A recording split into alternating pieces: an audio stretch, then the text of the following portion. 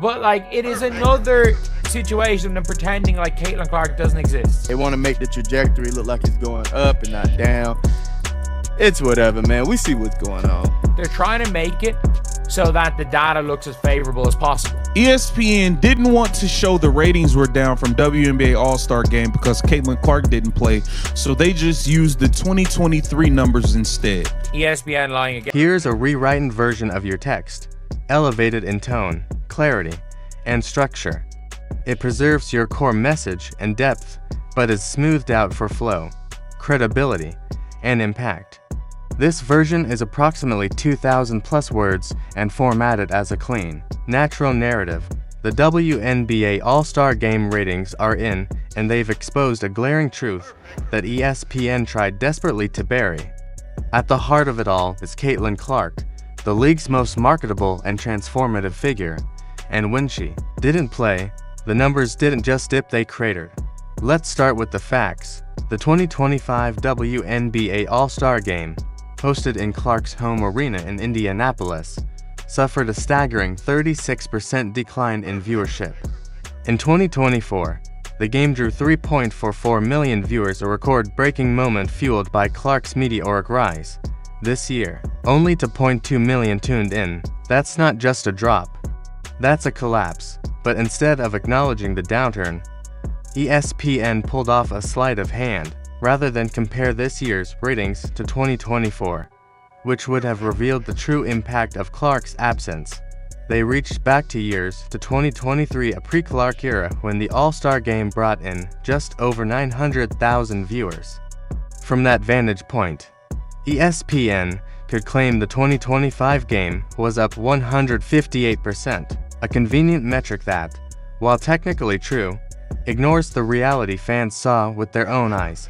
This isn't just media spin, it's a deliberate effort to shape public perception. And for what? To hide the fact that without Caitlin Clark, the WNBA ain't ready to carry itself on momentum alone. What's worse is the inconsistency. All season long, ESPN has praised Clark's impact on the league. They've credited her with boosting attendance, driving record viewership, selling out arenas, and putting the WNBA in the national spotlight. But now, in the face of a ratings disaster, suddenly Clark is irrelevant. Suddenly no individual player moves the needle. That's not just dishonest. It's insulting to fans, players, and the truth. The numbers tell the story ESPN won't. When Clark pulled out of the All-Star Game due to a lingering groin injury aggravated just days earlier during a matchup with Connecticut, the market reacted immediately. Ticket prices plummeted by 48%, dropping from $121 to just $64. That wasn't speculation. That was fans speaking with their wallets, saying loud and clear, if Caitlin and playing, we're not watching. And the impact extended far beyond the arena. Local Indianapolis businesses braced for a surge of visitors. Hotels, restaurants, and retailers stocked up on Indiana Fever merchandise. Many built marketing campaigns around Clark's star power, but when she was ruled out, the energy drained, the crowds shrank, the merchandise sat. It wasn't just a missed opportunity, it was an economic gut punch. Even fans took to social media in protest. Countless people posted about canceling travel plans, refunding tickets, and tuning out of the game altogether. It wasn't just disappointment, it was a boycott, and it was loud. Yet somehow, ESPN pretended none of that happened. They ignored the 2024 numbers, leaned on outdated comparisons, and tried to paint a picture of growth that doesn't hold up to scrutiny.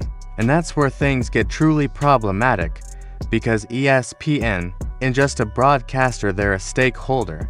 They have financial investments in the WNBA's success.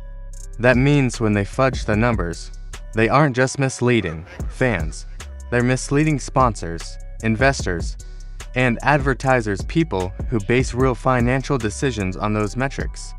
That's a serious ethical issue. Just ask Christine Brennan. The veteran journalist openly questioned ESPN's narrative, challenging why the network would trumpet historic ratings while conveniently ignoring the dramatic year-over-year decline. Her criticism went viral, exposing the spin to a wider audience. Then there's Austin Karp from Sports Business Journal, who laid it out even clearer. Whenever Caitlin Clark plays, viewership spikes. Whenever she's absent, it drops often. Dramatically, the 36% decline wasn't a one-off. It followed a pattern ESPN refused to acknowledge. This gets to the heart of the matter. There are two WNBA eras now, pre-Clark and post-Clark. The audience expectations, the media interest, the sponsorship money, it all looks different now, and ESPN knows it. That's why they're doing everything in their power to protect the illusion that the league is growing independently of Clark's influence. But it's not. Collier may have dropped 36 points and taken home All-Star MVP honors, but the viewership numbers didn't flinch. There was no viral buzz, no ratings surge, no cultural moment. And that's not Collier's fault, it's a reflection of the WNBA's branding problem.